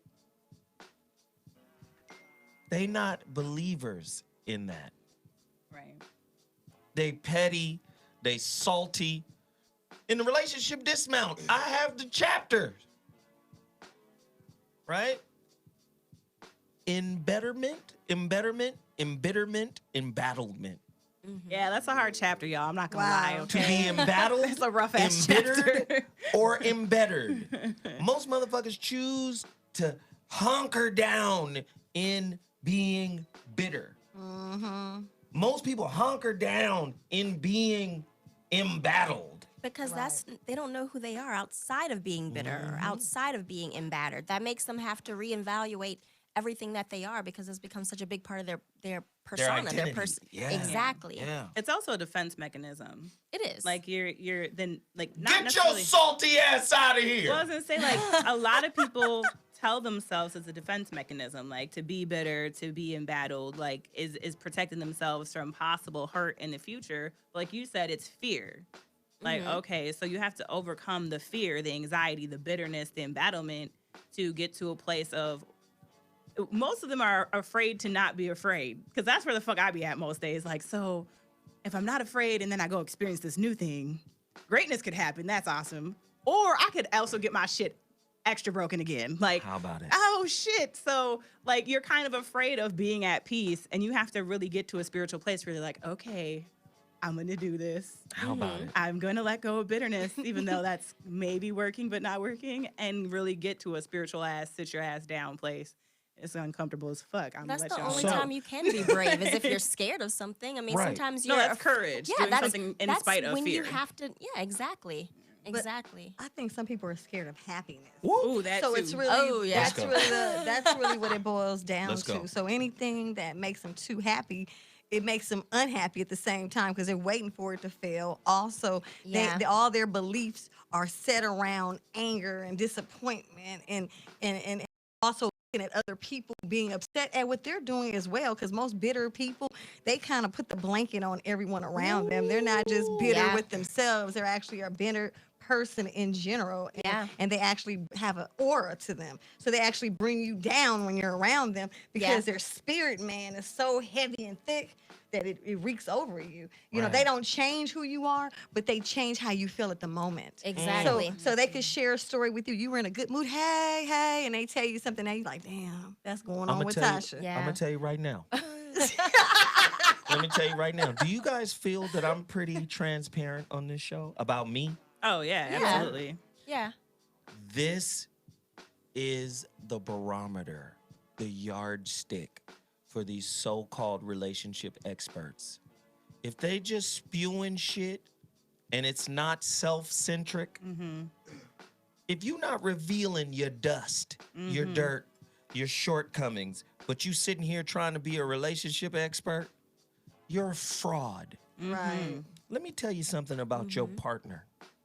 When I say getting something from them, getting something from them does not mean mimic who you thought they were. Right. Oh, yeah. I know. I know some of this shit hurts. Niggas running around mimicking the person they wanted you to be, and then they use that as a mask to project out to other people, this is who I am. No, it ain't. No, it's not. I'm going to get something from him. I'm going to do him. Yeah. Really? You going to try to do me better than me? And at the time when I was fucking with you, I didn't really know me. So how you going to do me to the level of me? Right. But back then. You don't get your bootleg counterfeit ass out of... Right. Listen, so this is why chapter 10 is so important. In the relationship dismount, how to stick the landing when exiting a toxic relationship. Read it, biter! Oh, sorry. Oh. Chapter 10. That came from a very personal place. Yes, it did. Breakups that make you better, not bitter. Yeah. Page 133. Now, from 133 on to page 147, this whole section is about not being bitter. Right? How will you fly when you emerge from your cocoon? You know, cocoon is chapter 3. Yes, but Right? sometimes you have to go back and maybe cocoon more than one time. Yes, yes. Speaking from experience Right. here. If You just weren't done cooking, if huh? your lower half look like runny pancake mix, get back in Go the back cocoon. in. Not Right. running. Wow. On page 136, embedded, embattled, embittered. How to know the difference. Oh, shit. Exhale, excrete, and empty yourself. Some embetterment goals to aim for. I give you exercises in this mug. And you got to do the work. We ain't gonna play. I'm not even gonna go through all that. Right. Like I have like my own book based on the exercises that I did from Zoe's book. It's a lot of information. I think that's the problem with people. They don't want to. They want to blame their anger and their frustration and their bitterness on outside sources, but they don't actually look inside to figure out what the source is and to really figure out how to deal with that. Because, I mean, they're human. Everybody's going through their pains. Everybody's been through their experiences. It's really how you handle it. Right. Because, again, if all you've taken from your past relationship is bitterness, you're bound to repeat that relationship. Caller. For Yeah. sure. You're on the line. What's your name and where you're calling from? Speak on it. Call out. Hey, Zoe. This is Devin from Houston again. Devin from Houston. One thing I didn't say. Can we cuss or not cuss? I just wanted. Well, shit. Have you heard me cuss tonight? Right. Go on and curse. We like that. Well, shit. Well, one of the relationship leftovers that I think a lot of people need to let go of. Stop listening to your damn friends all the time. Right. You have to hear someone, stop listening to them. A lot of your friends are bitter as fuck, and they mad at your happiness. They really are. Oh, yeah. They see you're happy, and they will sabotage you. Like, a lot of times, because I have a lot of friends that are female, I hear them talk about, well, go through his phone. I said, okay, you go through it and you find something, then what? Because you're not going through that phone to find I love you text to you. You're not going through that to see if your picture is wallpaper. Right. You're going through his email, you're going through everything else. If you're happy and content with your relationship, stop listening to everybody else. They're just going to bring melodrama and bullshit to your life that you didn't even ask for. They're going to be volunteering bullshit in your life. Right. Yeah. Hey, I could smoke a bag of that, pimp. Thank you so much for the call. We appreciate it. Good looking. Real talk. Caller, you're on the line. What's your name and where you're calling from? Welcome to the Voice of Reason. Speak on it. What kind of bullshit have you tracked into your new relationship? My name is Mark Victor, coming out of Broward County, Florida. All right. And all I know, man, as far as relationships, social media has definitely impacted my relationship. And in a positive way in some ways, but in a very negative way in others. How about it? Well, speak on it. Elaborate on that if you want me to. Sure, go ahead. Okay, so, I'm very big on, I'm Caribbean. My background is Caribbean. I am Haitian. Hey. Hey. They trying to send a lot of y'all back right now. You heard that. Huh? I said, if Donald Trump is trying to send a lot of y'all back.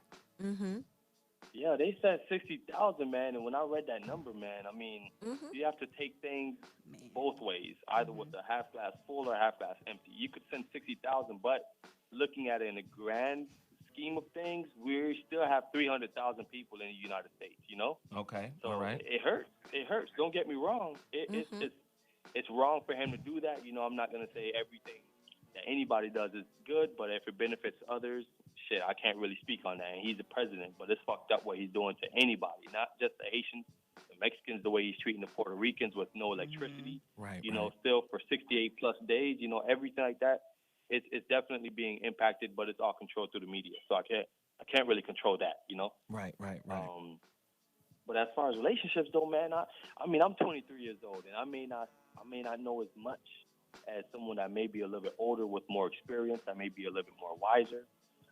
But honestly, man, this whole Kim Kardashian, Kanye, this whole Jay-Z, Beyonce, this whole, looking at the Kardashians family and everything and trying to live up to those people with that social status and the money, financial support, it has taken a toll in my relationship in a negative way. Now, I work at a really good restaurant. I work near the beach in Fort Lauderdale, and I'm making a lot of money. I was about to say, if you out here, pimp, I'm going to the restaurant. We eating for free on Right. your dime. I was like, we coming? Oh, black Shoot, and people. I'm always hungry. Man, Mimi. Man, y'all could definitely come. Ask for Mark. I'll take care of y'all. Well, free water on me. Free water. Free water and lemons. Love it. I am not mad. And bread. Don't even worry about it. All right, I'll throw in some bread too. Okay, the butter. And man, it's taking a toll because my girlfriends, in the past has seen me. I'm a hard-working man. I'm a baby of 5, and I never lived with both parents in the house. My mom and my dad separated when I was early on, so all I knew was to chase that grind, to work hard, to hustle.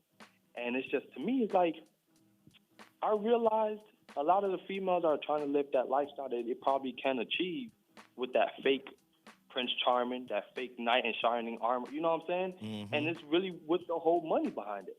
My girls, they see where I work at. They're like, okay, Mark, you're doing really good. You're 23. You have your head on right.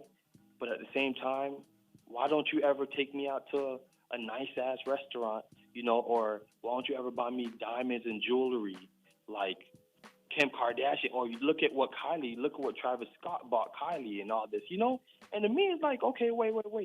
If I had that money, I guarantee you we wouldn't be in this situation. But are you not thinking about the things that I have bought you in the past, like that bouquet of flowers? Nigga, Janet Jackson killed all of that. What have you done for me lately? that is a standard R&B record that is bedrock in relationship lore. Oh my gosh. What have you done for me lately, nigga? That was when you first met me. When you first met me, gifts don't count right now. Right. Unfortunately. Unfortunately, a lot of people are like that. True. That's why I request activities. Brother, let me just say this, man. Hey, we know, brother. Right. We know. But let me just say, man, I got to move on. Thank you so much for the insight. I appreciate it. For a young brother, you got some game, man. That's right. I appreciate it. Thank you, brother. Hey, thank you so much for the shout out, man. Hey, no doubt. You're listening to the voice of reason. I'm Zoe Williams. I'm sitting in here with my angels. Hey. I've got a light-skinned angel. I got a mocha skin caramel. Hey. And then I have a Hershey's special doll. Oh, yes. Lord have mercy. Jesus, he done blessed me. Okay. I'm blessed, Lord. I'm blessed. He's so silly. Hilarious. But we Listen, if you just tuned in, we're talking about relationship leftovers in light of the holiday, Thanksgiving. People are still sifting through those leftovers right now. Mm-hmm. But a lot of times, man, the relationship leftovers get lodged in the intestine of our spirit, and they concretize. It's like stones in our intestines. We can't shit it out. Shit it out. Somebody said Mimi was butterscotch. So much. Oh, shit. Hey, butter skeezy. You get me? Man. Let me tell you something. An ex-girlfriend of mine just answered one of the questions on Facebook. I'm not going to say her name. But this is a girl I dated. Oh, nigga, I was... Makes me want to dance around a little bit, my nigga. Hey. So I'm a freshman in high school. Oh, this is like your baby love. Uh-oh. People be following you, though. Okay. I'm a freshman in high school, fresh on They ain't campus. forgot about all that. Right. Just turned 14. Oh, Jesus. Oh, wow. Bagged an 18-year-old varsity senior Oh, cheerleader. Lord have mercy. You in the day got the football games like a G. Nah, she was a pretty little girl. Oh my God. She looked like Whitney Houston. Oh. Remember Whitney, the model? This Oh, girl yeah. looked like Whitney Houston, had that Whitney mouth. You know, Whitney got one of them mouths, my nigga. Man. I'm telling you now, Whitney. I'm sorry. I digress. Yes, you did. Just a little bit. She was a baddie, a real baddie. I remember one time I got caught in her house. Story time with Zoe. Yay, that's my favorite. I got caught in her house. We was fucking. And her mom came home for lunch. Uh-oh. I'm just taking a mental note. You've never admitted at what point you had sex as a young I know, person, so I'm and you like, just wait, gave away 14 and you're fucking this girl. So I'm just thinking, out loud. I was learning, and I was having a damn grand time. Yeah, I thought that too. I was like, wait. Oh, you want me to give away when I actually got ass? I mean, since we're on the topic now. I mean, I was somewhat of a master of my sword at 14. Uh-oh, not a master. Oh my God. Like when you put Not that a noise at the end, master. like, Okay. When I was in the 8th grade, I was dating a 10th grader.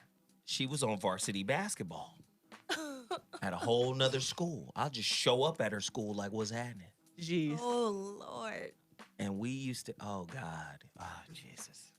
Man. I put that thing on her at, what was I, 13? 8th grade? Yeah. I put that thing on her. On her. She would always be like, can I give you bus fare to come to my house? Wow. You was really slanging at 13. I mean, Right. 13. I was putting that dick on her now. I would never Oh know what a my 13-year-old's like. That's disgusting, but cool for you. She was like, I know. yo. You know what? She was like, yo, come over here and watch Donnie Simpson BET with me. Man, right? Wow. The He had a old new video special come back soul. out this year, I used to too. love Video Soul. They Man, always shit, had man. those 1-liter sodas under the kitchen sink.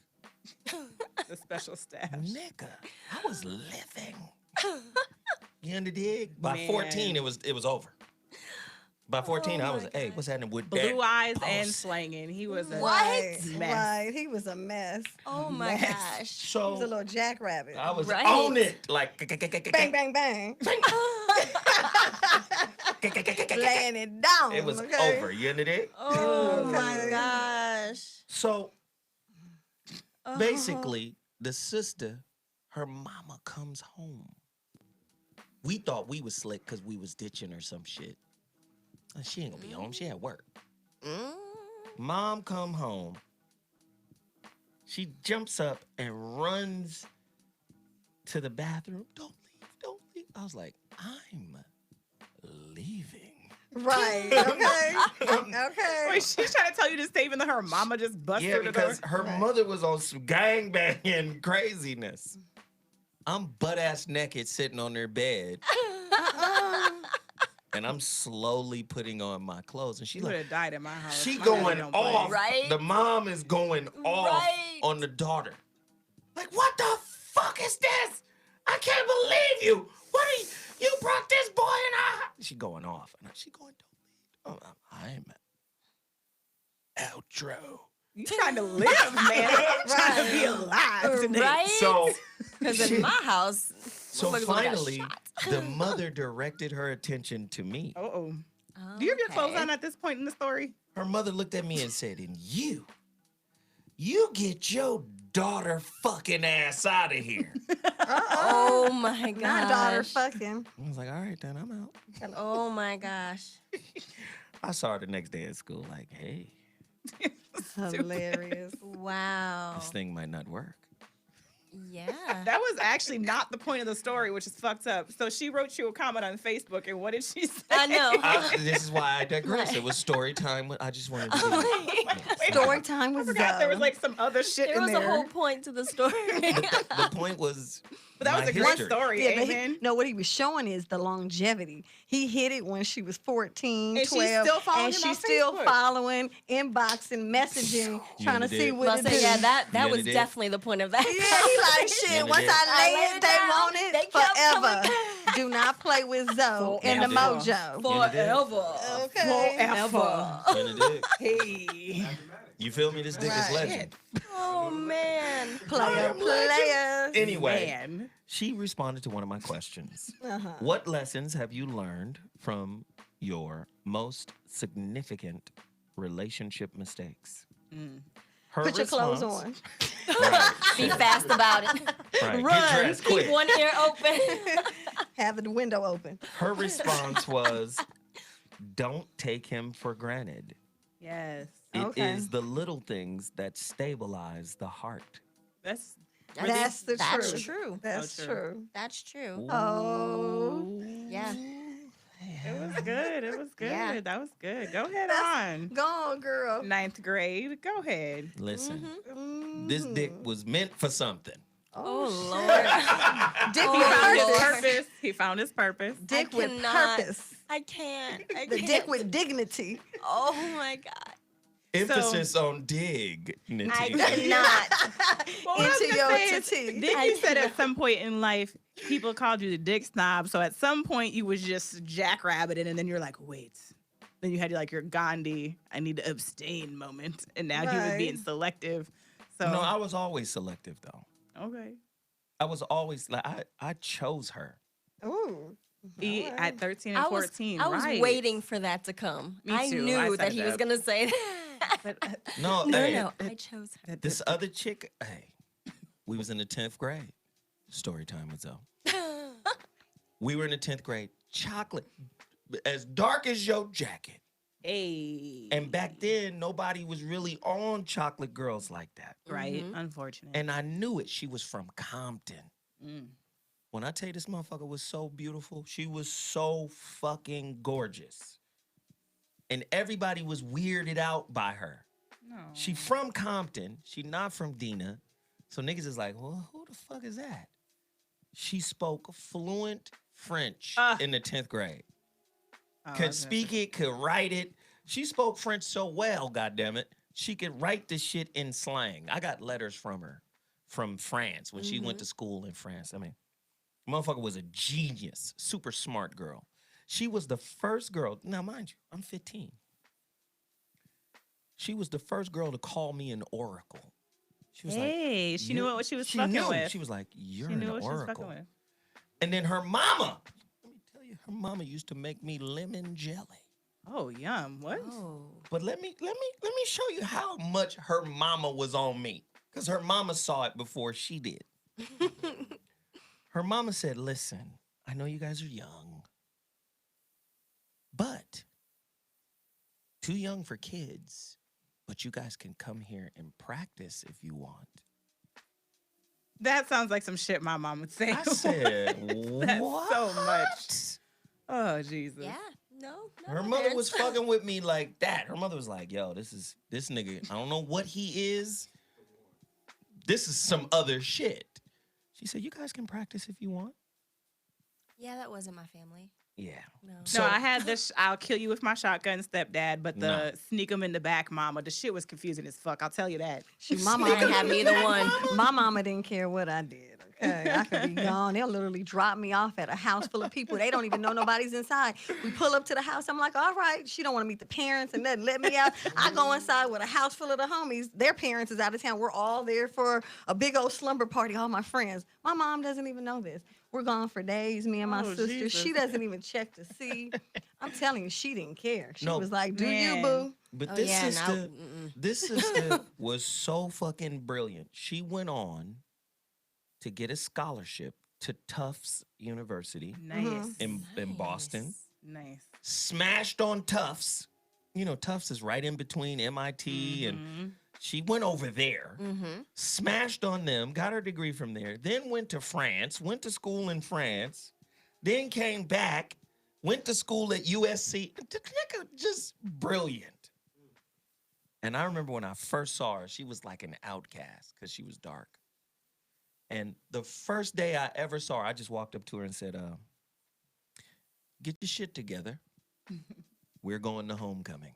She was like, really? I was like, yep. Oh, sure. You motherfucking right, my nigga.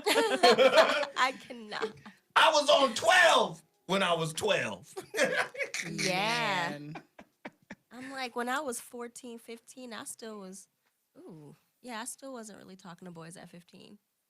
I liked them from a distance. And I was more interested in, like, going to ballet class. Aw. 15, I was in a relationship. I didn't I start was in a relationship, but I wasn't sexually active in my relationship I didn't at have 14. I didn't have my boyfriends. first Mimi kiss said till I I was was- 16. I was in a relationship, a full-on relationship, okay? Mimi said we have relationship responsibilities, and gender roles. and all kind of shit. Okay, our anniversary was March 17th. I remember the date. We had anniversary dates and shit. This shit is amazing. That's crazy. I literally had my first kiss at 16. Oh, that's adorable. I was 16. I probably had my first kiss at Thumbelina when I was in the kindergarten. Well, damn. We was in the movie theater, like shit, that's cute. No, see, my dad used to tell me, he's like, with boys bring babies, and babies will derail the career that you're trying to have as a dancer. So I was like, had a good daddy. I was like, okay, well, you're nice, but I'm about to go do. I'm about to go dance, nigga. I got a future. Yeah. Well, that I was good. like, nah, Shoot. I'm good.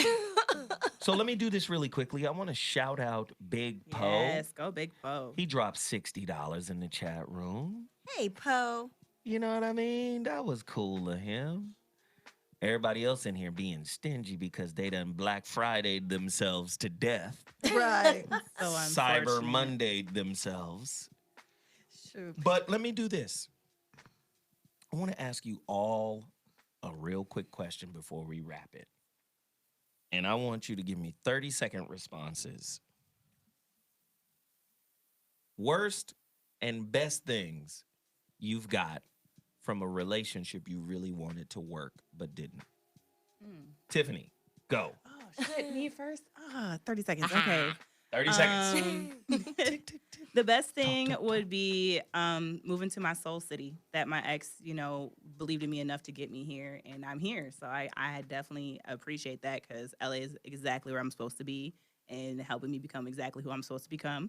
So that's the best thing. The worst thing would be the amount of doubt I've had to work through. Wow, that's good. Yeah, so just doubting the relationship being over, where I'm going next, blah, blah, blah. Like, all of that shit is super intense.